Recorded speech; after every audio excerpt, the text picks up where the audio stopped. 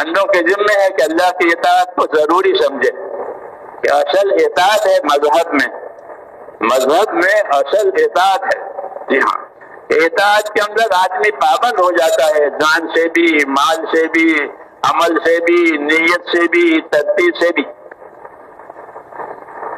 یہ سب چیزیں اطاعت کی شانیں ہیں کہ عمل میں اطاعت ہے، نیت میں اطاعت ہے، ترتیب میں اطاعت ہے. تو اصل زندگی جو ہے میرے دوستوں نبیوں کی اور ان کی دعوت کی، وہ یہ ہے کہ ہماری زندگیاں اللہ کی اطاعت پر آ رہے. ہاں، اپنے تقاضے دبانا، اللہ کے تقاضے کو آگے رکھنا. اپنے تقاضے کو ختم نہیں کرنا ہے، اپنے تقاضے کو پیچھے کرنا، اللہ کے تقاضے کو آگے کرنا. یہ مطلب ہوتا ہے دین کا کہ اللہ کے تقاضے آگے. کیوں کہ اس نے ہم کو اپنی اطاعت اور عبادت کے لیے پیدا ہی کیا ہے. اپنی اطاعت کے لیے رسولوں کو بھیجا اور اللہ نے ہم کو وجود دیا ہے عبادت کے لیے. ہاں، کہ جناتوں کو، انسانوں کو روئے زمین پر جو اللہ نے پیدا کیا ہے، تو فرمایا کہ ان کا وجود، جناتوں کا اور انسانوں کا، کہ وہ اللہ کی عبادت ہے.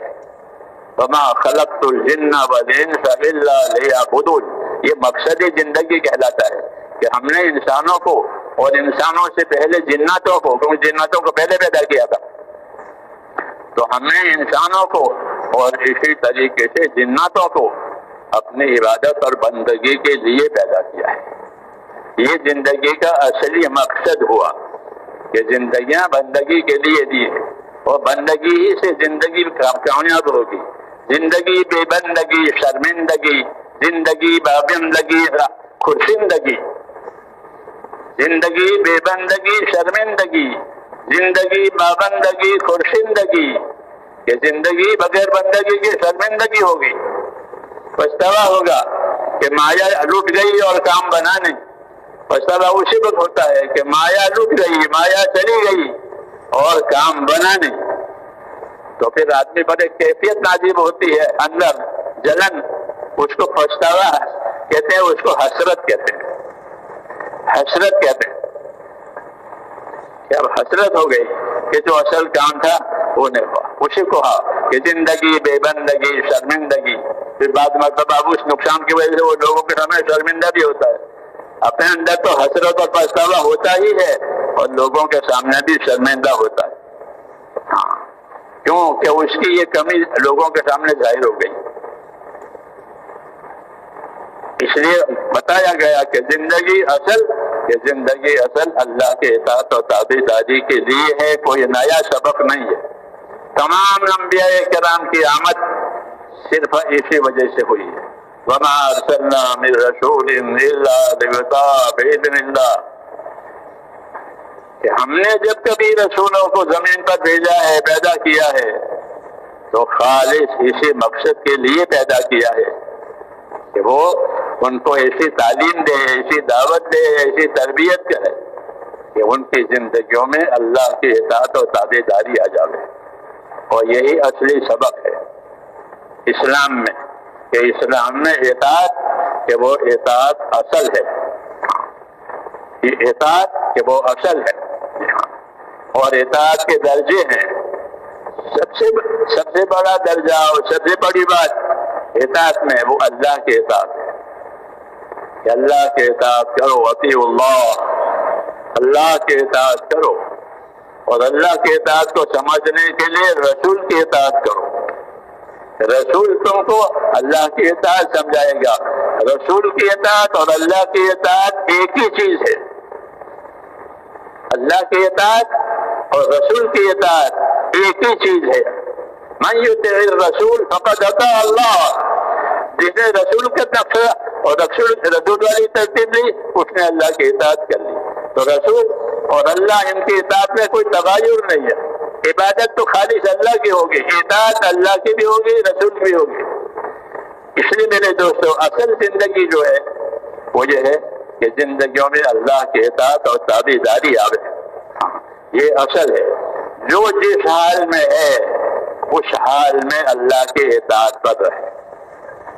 آدمی کی عادت ہوتی ہے بعض مرتبہ آدمی خوشحال ہوتا ہے، بعض مرتبہ مصیبت میں ہوتا ہے، بعض مرتبہ اطاعت و تابعداری میں ہوتا ہے، بعض مرتبہ گناہ میں ہوتا ہے۔ یہ 4 حالتیں ہوتی ہیں انسانوں کی، عام طور پر یہی حالتیں ہوتی ہیں کہ آدمی یا تو اللہ کی اطاعت میں ہوگا، اپنے آپ کو سنبھالے ہوگا، یا اللہ کی اطاعت سے نکل کر معصیت اور گناہ میں ہوگا۔ یہ تو اللہ کے حساب سے، اور اپنے حساب سے یا خوشحال ہوگا یا مصیبت میں ہوگا۔ یہ 4 حالتیں ہوتی ہیں عام طور پر بندوں کی۔ ان تمام حالتوں میں ایک ہی بات ہے، وہ کیا بات ہے؟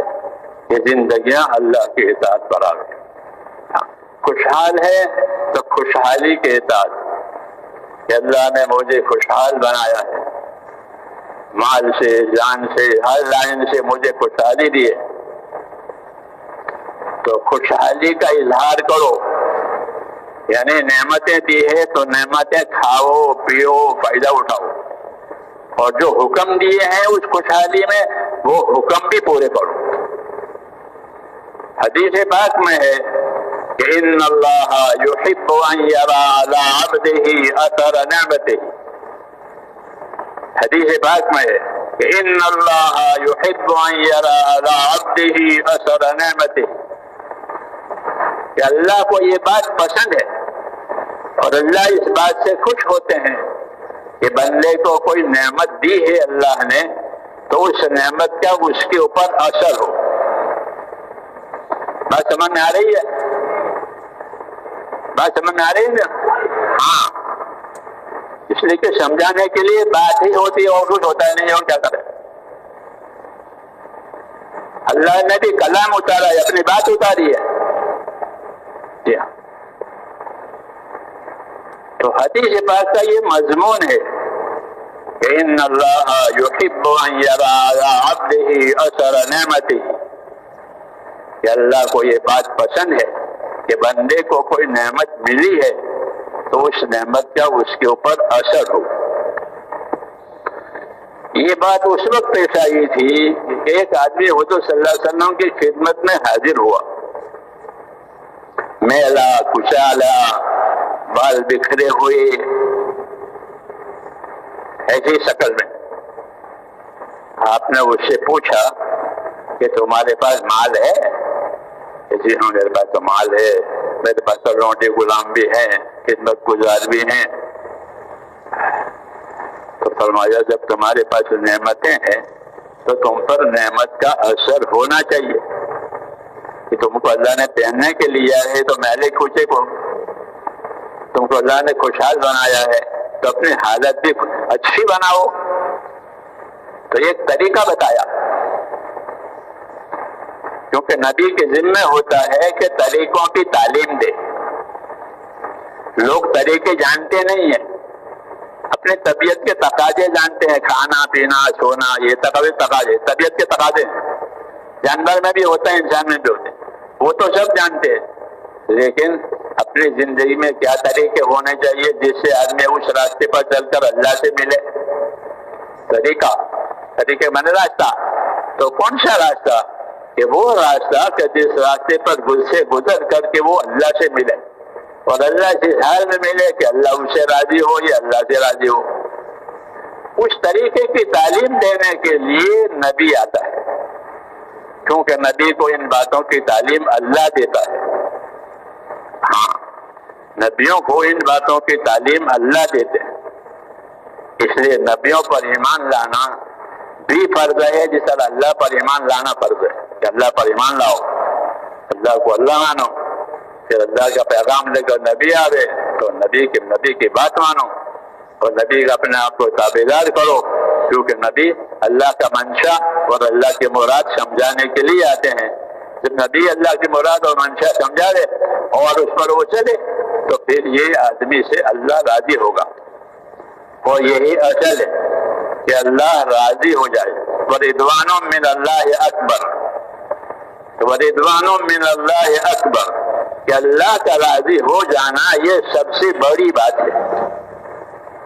اس کو اخلاص نیت کہتے ہیں دوسری زبان میں، کہ اللہ کا راضی ہو جانا کہ اللہ کیسے راضی ہوگا؟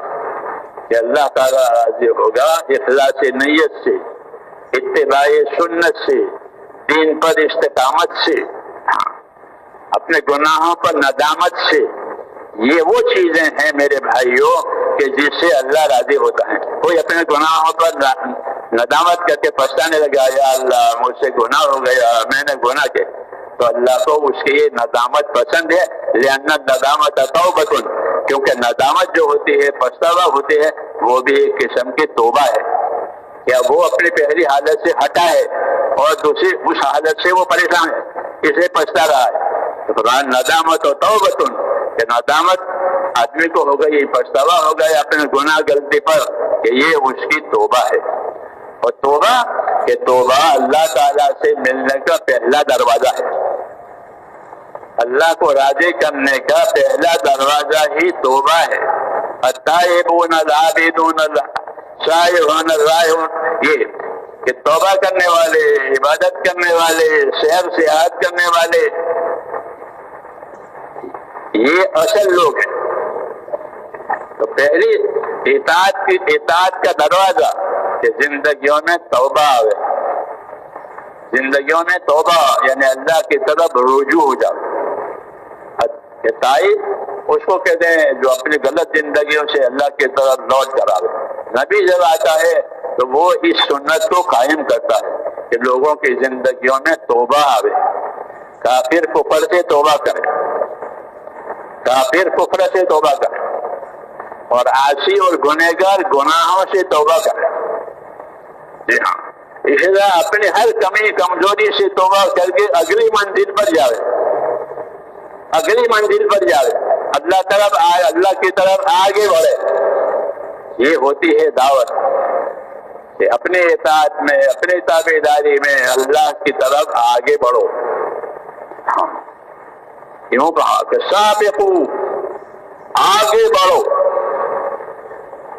آدمی کا نفس جو ہے وہ گھبراتا ہے، جیسے چھوٹا بچہ گھبرا ہے نہانے سے، کپڑے بدلنے سے، بال کٹوانے سے، ناخن کٹوانے سے۔ ہاں، جتنی اس کی مصلحت کی چیز ہے اس سے وہ گھبراوے۔ اگر اس کو کھانا کھیلنے کے لیے چھوڑ دو تو خوش، جی ہاں، لیکن اسے ماں باپ اس کو کھانا کھیلنے کے لیے نہیں چھوڑتے، نہیں تو وہ تو آوارہ ہو جائے گا، اس لیے اس کو پابند کرتے ہیں۔ جو پابند کرتے ہیں تو پھر وہ ناراض ہوتا ہے، اس کو اچھا نہیں لگتا۔ ہاں، اسکول میں جاؤ، مدرسے میں جاؤ، پابند رہو، نماز پڑھو۔ تو اس کا النفس کالطفل، کہ آدمی کا نفس چھوٹے بچے کی طرح ہے کہ اس کو کھانے کھیلنے پر چھوڑ دو تو خوش، لیکن اس کو کھانے کھیلنے پر چھوڑنے کے لیے اس کے ماں باپ اگر سمجھدار ہوں گے تو کبھی تیار نہیں ہوں گے۔ جتنے ماں باپ سمجھدار ہوتے ہیں اتنے وہ اپنے بچوں کی زیادہ اہتمام کرتے ہیں۔ روایتوں میں کہ ابو بکر رضی اللہ تعالیٰ عنہ پوری امت میں سب سے زیادہ نرم، ارحم امتی بے امتی ابو بکر۔ روز خطبات حضرات جو ہیں وہ خطبے میں پڑھتے ہیں کہ تمام امت میں سب سے رحم دل کون ہے؟ کہ ابو بکر۔ لیکن ابو بکر اپنے بچوں پر بوجھ رکھتے تھے۔ جی ہاں، سید سلمان ندوی رحمۃ اللہ علیہ نے کتاب لکھی ہے سیرت عائشہ، پڑھنی چاہیے۔ ہمارے سیاسی کتابیں نہیں پڑھتے، اس لیے علم و ذکر میں ان کی کوئی ترقی نہیں ہے۔ حرکت میں ترقی ہے، علم و ذکر میں ترقی نہیں ہے۔ اور علم و ذکر ہی اصل ہے کہ گاڑی پٹری پر ہوگی تو منزل کو پہنچے گی، گاڑی پٹری سے اتر گئی ہے تو کیسے پہنچے گی؟ علم و ذکر تو دین کی پٹری ہے جس پر گاڑی چلے گی۔ کیا آپ کے ہاں گاڑی بغیر پٹری سے چلتی ہے؟ دنیا میں کہیں بھی نہیں چلتی، دنیا میں کہیں بھی نہیں چلتی۔ کہ زندگیوں کے لیے ریل کی پٹری کی طرح لائنیں بنی ہوئی ہے۔ وہ کون سی لائن ہے؟ کہ وہ علم و ذکر کی لائن ہے۔ علم و ذکر کی لائن ہے.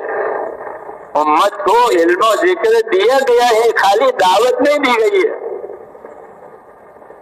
یہ دعوت بہت بڑا عمل ہے، یہ دعوت بہت بڑا عمل ہے.